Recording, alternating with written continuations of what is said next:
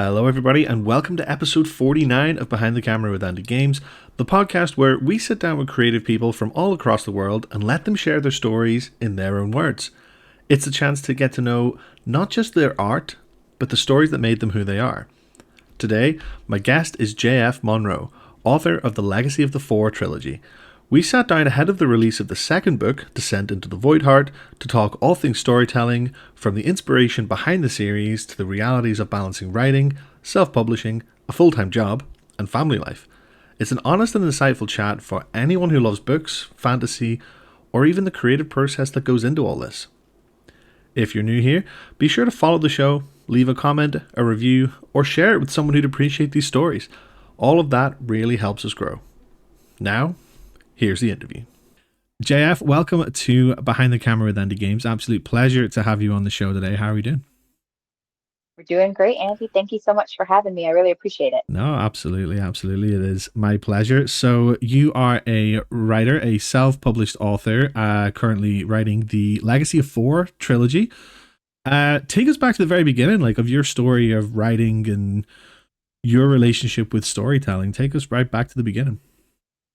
All right, let's do it. So, my relationship with storytelling started really, really early. My mom is an avid reader, still is. She got me into books at a very early age, and the books that she got me into were The Lion, the Witch, and the Wardrobe, just a lot of fantasy books that can capture my attention. And so that's kind of where this whole thing started. I went into school knowing exactly what I wanted to do, which was not math or science, because nobody should ever have me work with numbers or measurements of any kind. And so I knew that writing was kind of like that passion that I had that I could turn into something. And so I went through school doing a whole lot of like theater and creative writing. And, I wrote a whole bunch of scripts and I wrote a whole bunch of stories. I even got published in college, in like their college paper or something like that. So it's been with me since the get-go. But when I was on maternity leave with my son, who's now 6, um, I had a lot of free time. I'm big on like work and stuff like that. I like to stay busy. I like to keep my brain moving and shaking. And so maternity leave is quite the opposite of all of that. It's a lot of rest. It's a Yeah. lot of not thinking, on your, get off your feet, just kind of like lounge around. And so I tried that and I started to like play a lot of video games. I started to binge watch a lot of movies, a lot of TV shows. And there was one video game um, that I recall. I'm not sure if I caught it during maternity leave or not. I don't even remember when it came out, but it was called Darksiders. And it talked a lot about the Four Horsemen. And they changed them up a little bit. Like it was death, it was war, it was strife instead of conquest, and then Mm-hmm. it was fury instead of pestilence. And I love that concept. And it's just stood in my head. And then I saw a TV show that also touched on the Four Horsemen about them kind of like if they wanted to come down to earth, they would have to kind of overtake somebody. And I'm like, wow, like that just it struck me, it stuck in my head, and I was like, I want to know more about these Four Horsemen. Like I knew enough to know like they brought about the apocalypse and they reset the Yeah. earth and things like that. But I wanted to know a little bit more. So I started to research them and I realized that there's so many interpretations of them, but not a lot of like in the book of Revelation where they first come out, there's like a couple of lines and that's about it. Yeah. And so I'm like, all right, all of these interpretations are just going crazy and I'm loving it and I want to get on board. And so what I did was I took one line in the book of Revelation, which I won't spoil because it's a very, very large part of the book. um, and I took that one line and it just from that stemmed what I thought was going to be a 90-page script Okay. because I had ideas to submit it to like things like Coverfly and on all of those, script writing platforms that kind of help you get your script out there. Started writing the script and realized very, very quickly that this was not going to, in fact, be a 90-page script. It was going to be a 300 plus page novel that then Wow. stemmed into a trilogy. And so that is how it kind of like came to be. That's incredible. So The Legendary Guardians, your first book, that was meant to be like a screenplay initially? It was in my head. And because of how I was introduced to the concept, I saw it so vividly. It Hmm. just made sense to me to be like a script, something that you could eventually watch, on TV in some capacity. And so that's how I started, and that's how I saw it. Yeah. And so when I started to write it and realized that wasn't going to happen, it turned into a book, which has its pros and cons because I still had that very like cinematic vision in my head. And sometimes that's very difficult to translate into a book. A book is a lot of showing, not telling. A script is the opposite. It is a Yeah. lot of telling and not showing. And so that was a little bit of a struggle. But honestly, I mean, from where it was to where it landed, I'm I'm pretty happy with it. So. Oh, absolutely. Yeah, I think these things kind of happen for a reason. And whenever you're writing it, like you had in your head a 90-minute script, and obviously that never worked out, but does it ever really, especially like as a writer, does a finished product is always like miles from like the initial conception of it. Do you think that in the future then possibly there is a chance we could see Legendary Guardians or even the entire Legacy of Four trilogy on screen, or are you just happy with the books? Like what would your general sort of thought on that be? I'm not going to sit here and lie to you, Andy. Like that, I mean, would I say no to seeing it like on a big screen one day? Absolutely not. But I also try to, and I tried to do this throughout my entire process, like stay chill, be realistic. Like, let's see what we can accomplish step by step, take it one day at a time. And so right now, where I'm at is just I want to get the book out there Hmm. for people to read. That's it. That is as big as I am striving to be at this point in time. But of course, like, you know, yes, I would love to see it in any kind of capacity, thrive and I want people to see it. But right now, if they pick up the book, I am thrilled. I am happy I have won. Oh, absolutely. It's quite an interesting thing you mentioned as well about whenever you have a script, you're visualizing it so vividly. You know exactly what you want to put down because of what you see translating onto the screen. But as a novel, readers all have their own entire perception of it. Everybody visualizes it differently, and I think almost in a way that almost kind of makes it better going onto screen that way, because then the more people you have reading it and interpreting it in their own way, it's kind of like, oh wow, this is kind of interesting. It adds perspective almost to readers. No, it 100% does. And it was such a beautiful challenge for me because I love reading and I've read a ton of books, so I can see that perspective. But then writing it, I see the other perspective of like really wanting to like give my reader everything. Like, Yeah. look, I committed, like, I put them through all of these trials and they've been, battered down completely, almost to the point of like you're exhausted, and then I want to kind of commit to the outcome of like what happens after they've been beaten down so much. Like, let's give them that huge, epic battle. And so it's that struggle between how much do you show them on the page and how much do you try to like let the reader envision and just kind of like let their own imagination take off. Because I'll be very honest with you, the reader's imagination is going to be like 50 times better than my own. So it's just, I want them to have that experience, but I also never want to like be looked at as someone who like skimmed through it, Mhm. like I am not like that. I want to, once I commit, I want to give you exactly what you have earned in taking this journey with me. Like, you give it to them. Yeah, definitely. And I think like whenever people like either read something or see something, any form of media, like there always should be something for them to take away, like and be like, oh yeah, like I learned something or I resonated with that or this particular bit spoke to me in its own way. And obviously with writing fantasy, you kind of almost have to have that element of, sort of the actual fantasy element of it, but then also with your stories being character driven, sort of putting the focus on development as well. Like, how do you find the balance of doing that? And would you say that there's more of a focus on one side of that, or is it like a sort of fairly equal balance? So I love that question because that's what I try to maintain through my entire book, that balance. I get that it's a fantasy. There are angels, there are demons, there are gods, and they are doing crazy things. There's a whole bunch of magic. And not nobody can really relate to that, obviously.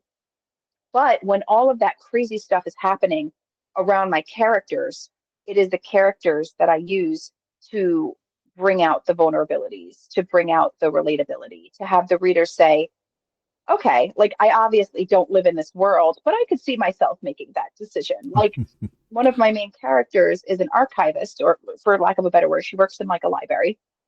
And, she gets dragged into this journey by chance. It's an accident. And so she's what I try to convey with her is that any of my readers can be her. Hmm. It's not like, and I have a deep respect for this too. A lot of fantasies will make like the warrior female, right? The Yeah. warrior main character. Um, she's beautiful. She comes onto the screen. She has a sword. She kicks butt. Like she's amazing. And I love characters like that. But Shade is a little different. She's more book smart. She's not, I'm going to pick up a sword and fight somebody. She's more of a, I'm going to run away and let, the other people deal with that. And I'm going to try to figure out a smart way to get past it. Like she's just, I try to keep them as incredibly human as possible in this fantastical world. And so that meant like making them relatable, keeping their vulnerabilities. Another character, Theo, he has an incredible, like, he has one of the horsemen within him. He is a vessel for one of the horsemen, but he's still Theo. He never loses that humanity. There's always an anchor to keep him making those human decisions. And sometimes they're right. And you're like, yeah, I get why he made that. And sometimes they're wrong. And then you're also like, I kind of see why he did that too. Like it is through those things that I try to kind of ground the fantasy Yeah. in the reality. It's very interesting you say that because every single writer I've ever spoke to has always mentioned the importance of relatability within the characters of a story and like giving them the human qualities, whether it be the villain and giving them a sort of bit of a redemption arc or sort of poking holes to see it's like, okay, this person isn't fully 100% evil. There is an element of humanity, and it's very interesting that that is like a common collective theme within writing. And it's something, I'm not being a writer myself, something that I'm quite fascinated behind seeing as well, especially with the more people I speak to about this. Is there like a point in your sort of writing and conceptualizing that you kind of realize you need that relatability, or is it just something as a writer that whenever you're writing it just kind of comes out on the page sort of thing?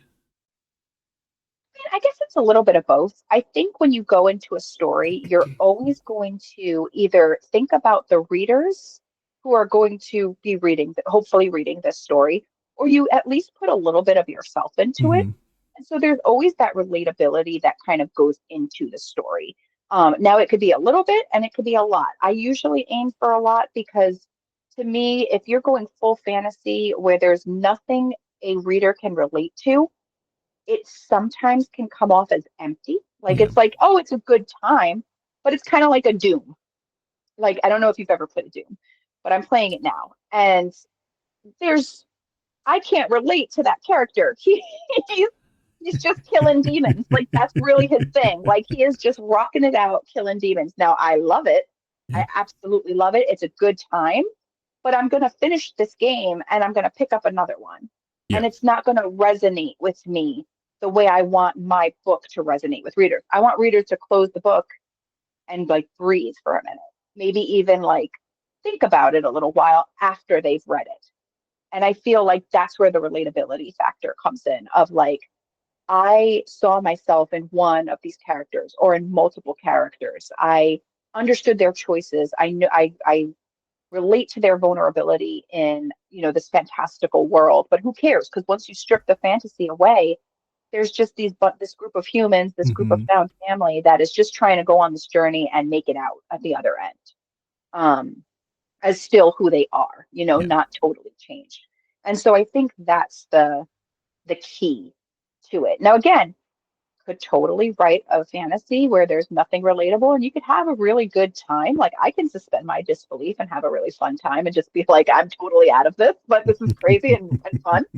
Um, but I do think that majority of writers go into it with like, there's going to be some themes, at least relatability, definitely vulnerability, something that the reader can be like, yes, I can see Yeah, absolutely. And it's like it's kind of funny. It makes you like realize the sort of complexity that goes into writing when you are dealing with like multiple characters and everything like that. Especially when you compare it to like a video game like Doom, where you are just killing demons, and it sort of shows the difference. Because I don't think I've ever played a video game where I've been like, I relate to this in some way, shape, or form. It's just I'm just having a good time. I'm just sort of going through the motions. It's a good way to blow off steam. And it's like, whereas like when it comes to a book, you're reading it and you're kind of almost wanting to sort of melt into the pages and just kind of live it as you're reading. Like it's quite like a an interesting difference, especially when you break it down like that. Yeah, absolutely. I mean, I have to say, like I said, video games are a way to blow off steam 100%. But there are some video games that are they're a very wonderful form of storytelling Mm-hmm. in their own right. And, I just like thinking of like two off the top of my head, right? So there's like the God of War, Yeah. and then there's The Witcher, who I think have like stellar storytelling. Like there's some techniques that even when I was writing, like I would think about them a little bit because I'm like, if I can borrow some of those themes that they touch on, like the grief, the loss, the choice versus fate, like things like that, good versus evil, which we see in almost every book. They're just, I think it's stellar storytelling. And so, like, that's how my brain works when I'm either like watching it or I'm playing it. I'm just like, wow, like I can kind of, I can't obviously relate to majority of the characters, but some of the choices they make, some of the things that come out of their mouth, I'm like, all right, well, that was pretty intense. Like for a like for a video game where I'm blowing off steam, I'm like, you got to be in a certain mood to play them. Um, and so that's where I land. Yeah, of course, of course. Yeah, it is. It does show that storytelling, I think, in any aspect, does go an incredibly long way. Which is, I mean, it can't beat a good story, no matter where it comes from. So yes, of course. So your first book, Legendary Guardians, that has been out and released, and we are now currently expecting your second book, Descent into the Voidheart, that is coming on the 15th of July. So, in relation then to the Legendary Guardians, what can you tell us about your upcoming title? Oh my gosh, this is my favorite book of the trilogy. So I am very, this is going to be a very biased answer. um, and a very honest one, if I Of may. course. But like when I started the Legendary Guardians reunions, and I get yelled at a lot from like my family, they're like, "Don't call it this." I call it like my setup, right? Mhm. It's my first book in the trilogy.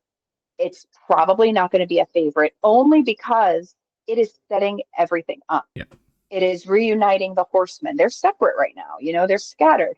It's developing relationships that were either, left behind or not at all developed. Like it is introducing these characters.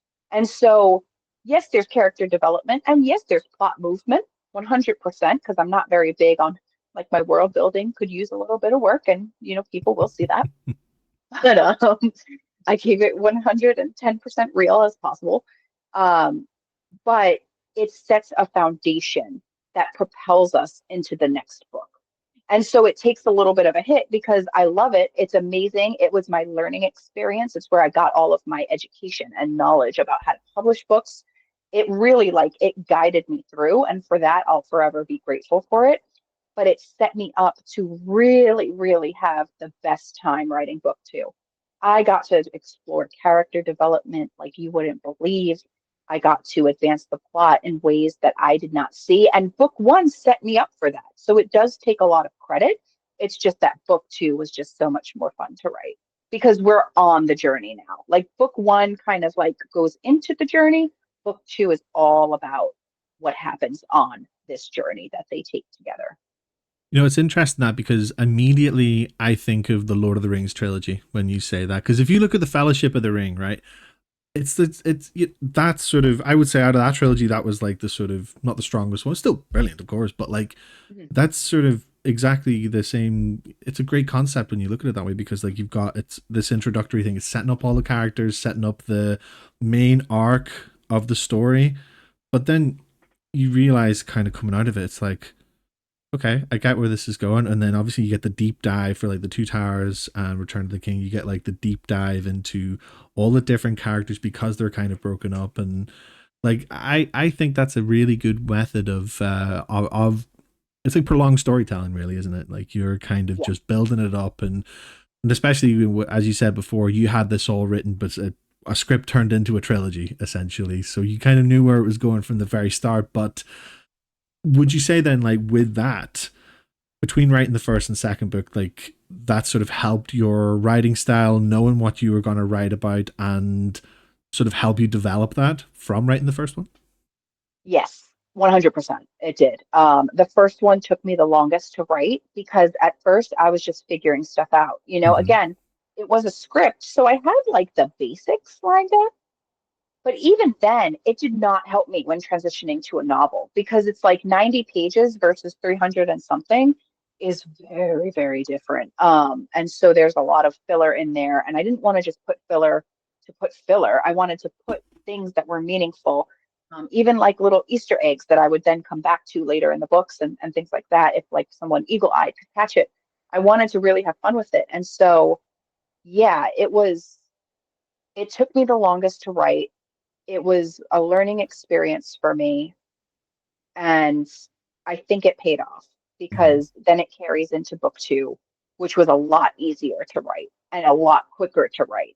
Editing process was still pretty intense for it. I Yeah. think I was a little harder, believe it or not, on book two, the editing process, because I liked it so much. Yeah. And so I was just like, I want to make sure like this goes over exceptionally well if I can, because as the writer and the reader, like just I just love this book. And so yeah, 100% in that. And the fact that you put Lord of the Rings in the same sentence as my book has made me like the happiest person alive right now. So I just want to throw that out there. But like the two things like they kind of so go hand in hand with each other. Like I can see that obviously being a fantasy writer with your inspirations of that, and like I just I think it was I think it's the perfect comparison because like it makes you want to read on, see where it goes, and then obviously there's no predicting where these things can go, and that's what makes it even better. So then, is your third book currently? So from your website, see it's currently in development. Are we further along with that, or is this still kind of just you kind of waiting to get the second book out and then kind of move on to the third? What's the sort of current status of that? Oh, that's a great question. And I will be very, very transparent here. I will not release something until I have finished it. And Mm-hmm. so the third book is done. Well, it's done. It needs to go through like extensive editing, but it's complete. Like it is there. I need to go over it, but it has a beginning, a middle, and an end.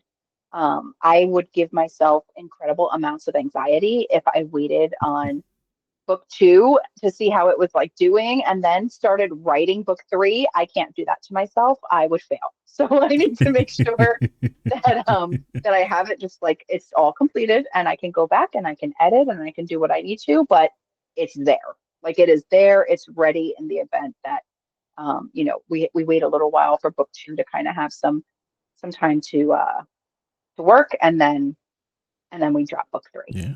No, absolutely. So then as a self-published author then, like whenever you talk about the editing process, is that all self-edited as well? So you'll write your book from start to finish and then will you'll go through it all and decide, okay, this might not make sense. Like how does the editing process work when you're self-published? Yeah, so that's another great question because one thing they don't tell you when you decide just randomly on maternity leave to write a book is that like you need money for it if you want to like do it well.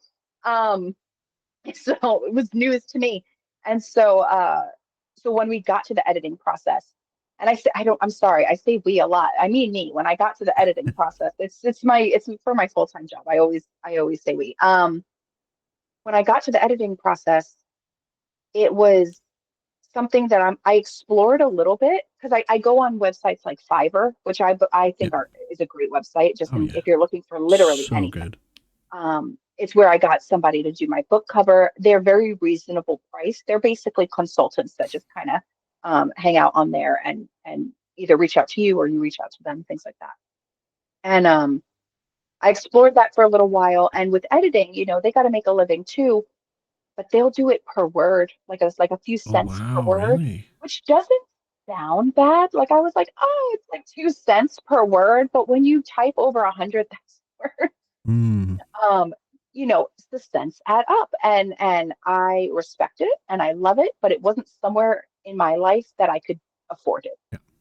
And so I had to create some hacks because I also didn't want to look like a fool. Like I wasn't publishing something where my grammar was off or I was missing periods or things like that.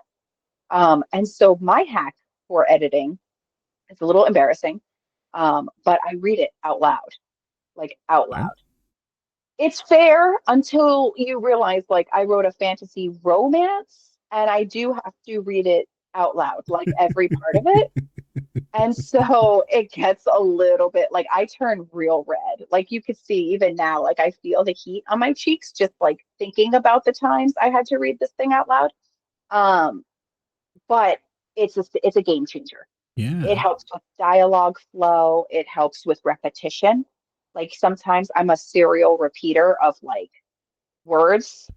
And so what I'll do is I'll read it and I'll be like, I just said this word. Like, why would I say it again? Because I could hear it. And so it's a game changer. I would highly recommend mine, even though it's a little awkward. Well, I suppose it depends. Like, are you reading it out loud to yourself, or is it in the company of your family, or what's the sort of situation in this? Never gonna read it out loud to my family as long as I live. And you can document that here on Angie Games um 94 because that's just not gonna happen. But in the privacy of my own office, like Yeah. when I am alone, I will edit and I'll take that time to read it out loud. So Well, that sounds fine. That sounds fine. If it's just you, it sounds fine. But I get what you mean though about it being like a really good technique to sort of proofread because it kind of highlights the difference of reading something aloud in your own head. Because I think anybody can kind of read through, and you go into like when you're reading through something in your head, you almost go into like autopilot, and you get to the point where you start skimming things, and then that's when you realize that you miss words because you it's like a sort of there's like a psychological thing behind it where you could like have a sentence in front of you and there are bits and pieces of it that could just be like out of place, but you'll get the gist of the sentence and it will read like a normal sentence. So I totally get that. Like reading out loud is yeah. So for any aspiring writers out there, there you go. If you want to self edit, save yourself some money, go for it. 100%. You said that lovely. Yeah, that's exactly what it is. It's like in my brain, it's the right way to say it. So you got to stick it. But this is what's absolutely fascinated me about this is like so you've wrote all this down and where does the awkwardness come from reading out loud because this is a story that like you're putting yourself into to sort of create something that's relatable for other people but you're reading it out loud and like I don't know I'm just curious about it because it's fascinating to me where the awkwardness comes from. No, the awkwardness comes from me just being me. Like, that's who I am. Um, I'm always going to just make it awkward whenever I can. It was the balancing romance with the fantasy elements that was honestly the scariest, most awkward part for me when writing this trilogy. Because I wanted to strike a nice balance, right? Yeah. My main focus was always the character's journey and growth, with the fantasy and romance naturally weaving into the framework.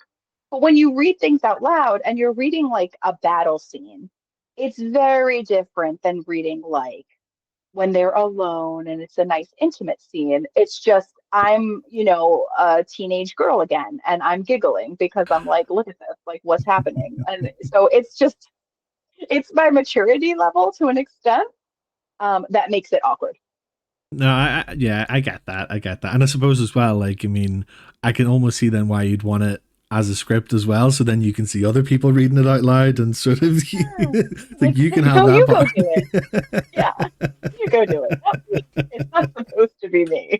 No, So, yeah, I suppose that there's a difference between putting yourself in the story at the writing part and then putting yourself in at everybody's part when you're reading it out loud. So, yeah, I yeah. get what you mean. So what we shouldn't expect any like book readings from you anytime soon or anything like that, should we? Book readings, and we don't have to ever worry about that coming from me. Or at least I would pick a part where it's like a battle. I'll Hmm. happily read through like a crazy battle that happens because again, my book is about the journey and about Yeah. growth and things like that. I just, I'll skip some parts. That's all. No, of course. Just skip over some parts. Yeah.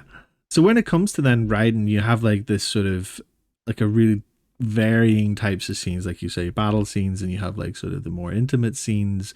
Whenever it comes to like writing, how do you sort of put yourself into that position and get the sort of right words on the page? Like, because obviously they're two contrasting things. Like, so what's the sort of method behind that?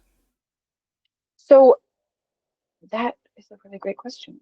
Um, Method. Oh gosh, that's terrible because I have no method. Like that's my first instinct to be like, I don't have a method.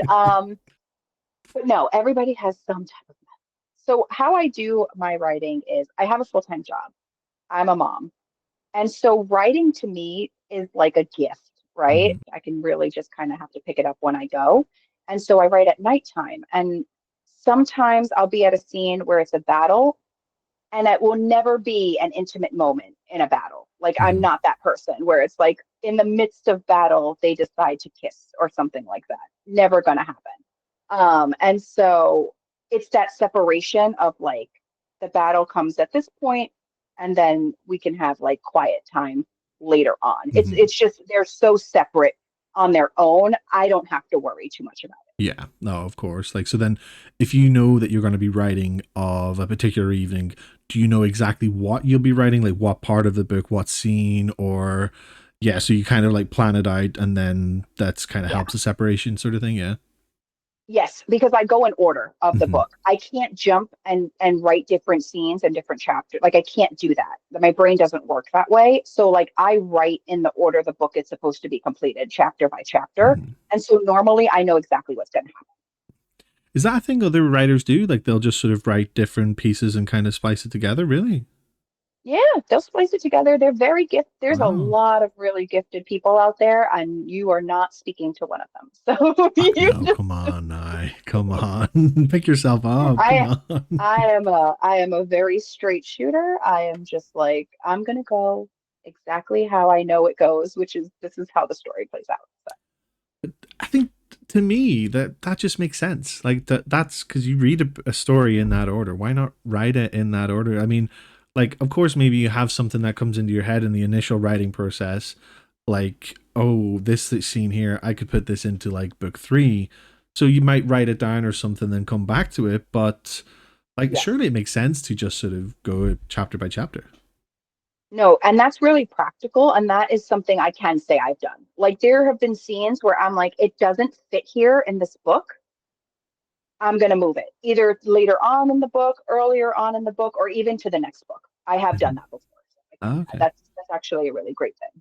Yeah, absolutely. Because I'm sure, obviously, if you have like a trilogy, and I'm sure, obviously, like the when you were writing it, going back to when we were saying about how it was like meant to be a 90-minute feature to a 300-page trilogy, but I'm sure when within the writing process, it kind of got bigger and bigger as you were kind of like getting the words out as well. So Yeah.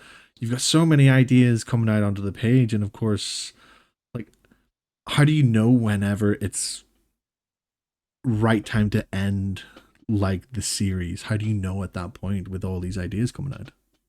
Yeah, that's a really great perspective that I actually didn't think of before. So, like in book one, I was just working off my 90-page script. Mhm. And so I didn't really know, like, the ideas were coming, but you're right. Like, I was adding them where I was adding them, and I was keeping the story going, and it was a lot of fun. But I didn't really have an endpoint because it was just, once at some point I surpassed the script, I surpassed the 90 pages. And so I was on my own, at that point. And so I love stuff like that. That's a challenge for me that I really like to take on. So that's exciting for me. Mhm. And so I actually did not have trouble knowing exactly where to end each book. I would know by the beginning. So, like by the beginning of the first book, I knew how I wanted to end it. And then the beginning of the second book, I knew exactly how I wanted to end that. And by the time I started the third book, I had the ending in mind. Like Mhm. like it just played out that way. because of where I started with the first book, which was, all right, we're past the script at this point. I'm on my own. The ideas are flowing. I want to incorporate as many as I can that are, can give the story some push Yeah. and bring it along. Um, and so yeah, the endings were not actually hard for me. They were actually something that came quite easy. I definitely think that's a good thing to have because I'm sure there's so many writers out there who've kind of like got 95% of it there, but then you just have how do I end this?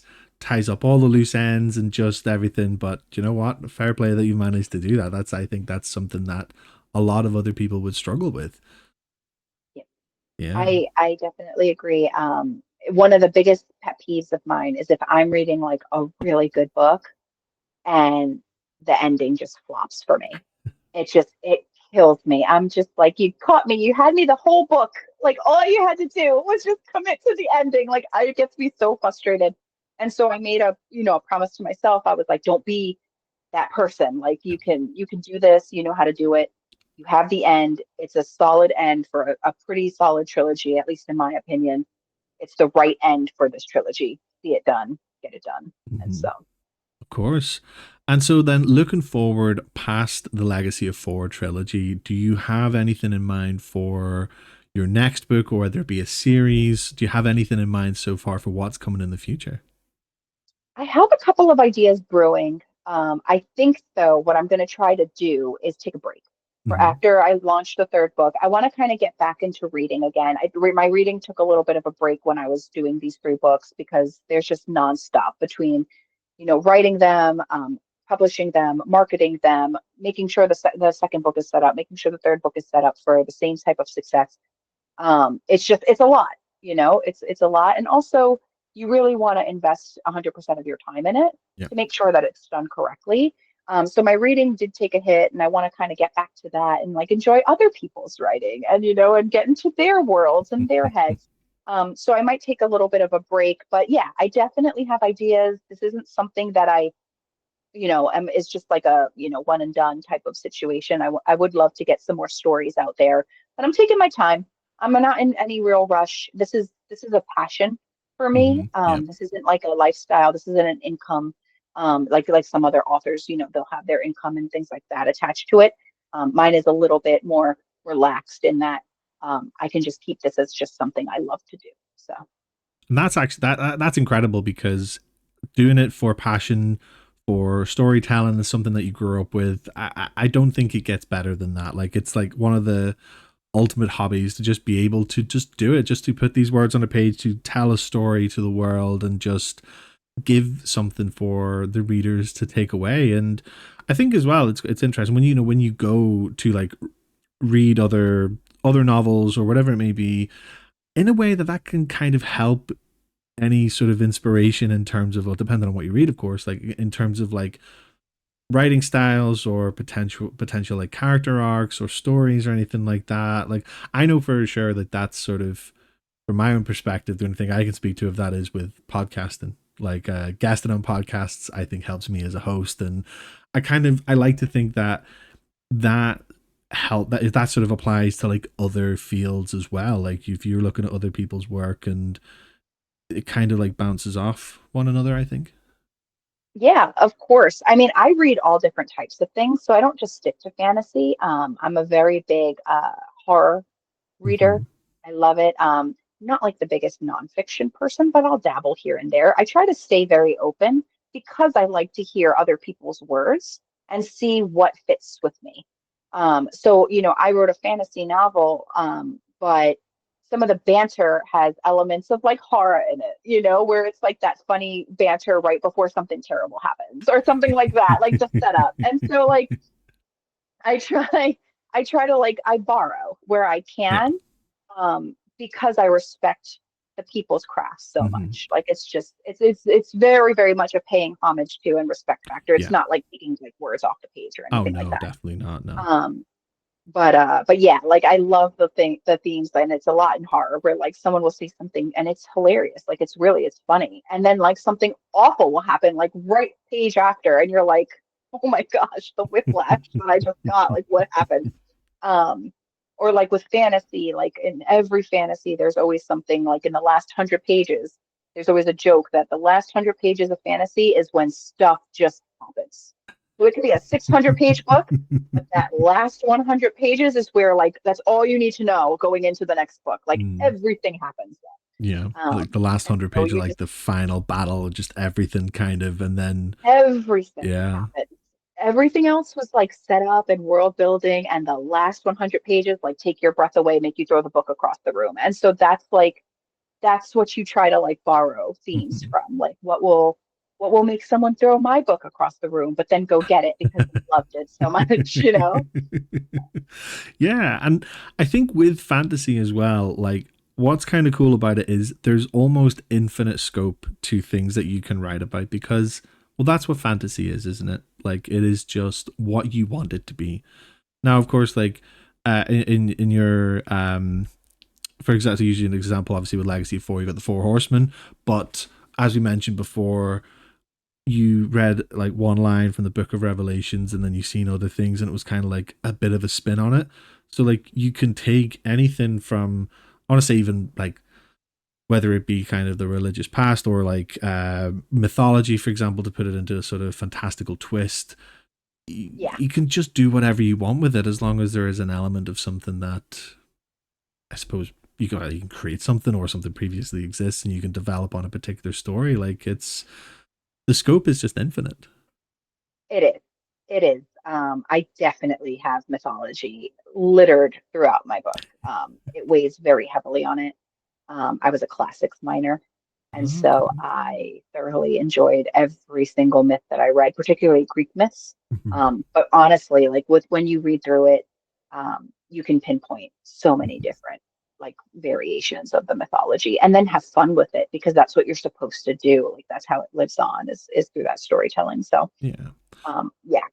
So whenever you have like whenever you say mythology then in your books, is there like an element of research that kind of has to go into it to sort of keep it somewhat true, like on a base level, kind of true to the mythology? You know, it's kind of a juxtaposition right there, but you know what I'm trying to say. But I definitely do. but like, is there sort of a bit of research that has to go in to kind of keep it right? But then you can put your own spin on it to be like, okay, yes, XYZ relates to XYZ, but let's say they kind of go this direction, for example. Oh, yes, of course. I did a ton of research, especially with the Four Horsemen, just to make sure because there was so little on it and there was just a lot of interpretation. So I knew that going into this, I was going to have so much fun with the Four Horsemen. And so that's where it's like it's war, death, pestilence. I'm sorry, war, death, famine, and conquest. Mm-hmm. And I changed famine to pestilence and conquest to strife because it was easier for me to write about those individuals than the actual how they're portrayed in Revelation. And so, but I kept them very similar in what they do, Yeah. like in Revelation. And so I did that, and then in my twist, which is in the Revelation, but it also kind of ties a little bit to Greek mythology. When I first read it, I was like, oh my gosh, this is it. And so there was research into that. There's a couple of beasts that are listed throughout the reunions and into the Voidheart that I also did research on that you definitely it gives a nod to Greek mythology. And there's certain things that characters do that are very Greek mythology coded. So I do have a lot of fun with it, but I do also make sure that it is represented. Um, you know, Someone who knows Greek mythology is going to say, "Oh, okay, I know where she pulled Yeah. that. Like I got that." And so I also tried to maintain respect for the actual myths themselves, and then had some fun with it on the side. Mm-hmm. I love that because it's like you said before, like you're paying homage, like obviously you're saying about paying homage to other writers, but in this sense, paying homage to the mythology. But then what I also love is the fact that with absolutely anything, you can just say two simple words and it really can create like an incredible story. And that is what if? Like, what if these mythological beasts are in this situation with all these other sort of fantasy characters and like like to go back to what I said before, like it just keeps the scope like infinite and I feel like there's absolutely anything you can do with that kind of writing. It's like it's honestly so fascinating. Yeah. I agree. There was one part in the book where I had a moment of like intrusive thought. I had a lot of intrusive thoughts, but there was one particular moment where I had an intrusive thought, and I'm like, how am I going to explain this? Like, how am I going to explain this to the readers and them not see it as a plot hole? And then I was like, what are you talking about? Like, you are literally writing about all of these Greek mythology things, all of these like four horsemen. It is a fantasy book. Get your stuff together and make it up. Make up a reason as to why this fits. And I actually was pretty impressed with myself of the explanation that I winded up giving for it. Like, yeah, no, this makes sense. This makes sense. Like, you have to understand, like at a certain point, there's you're not going to be able to cover it all, and that's Yeah. okay. There can be some ambiguity. There can be some gray areas where your reader can kind of fill in. It goes back to what you said earlier. Your reader has the imagination. Your reader can fill in the blank. You don't necessarily have to explain everything. Like, it is okay to just kind of let this go and see where the readers kind of interpret it and take it. Yeah, absolutely. Because, like, as a reader, there is some degree of suspending your disbelief. You will just kind of, once you sort of know that you're reading a fantasy novel, like, that immediately is kind of like, okay, there's obviously so much relatability you can take out of it in terms of like the character progression, but then like a lot of it's just enjoying the story for what it is, enjoying the types of characters that fantasy readers are used to sort of seeing, like, in types, well, fantasy character types, I say, yeah, but like, you know the, but yeah, of course, but again, like, on the other side of that, there is always readers who will pick every single thing apart.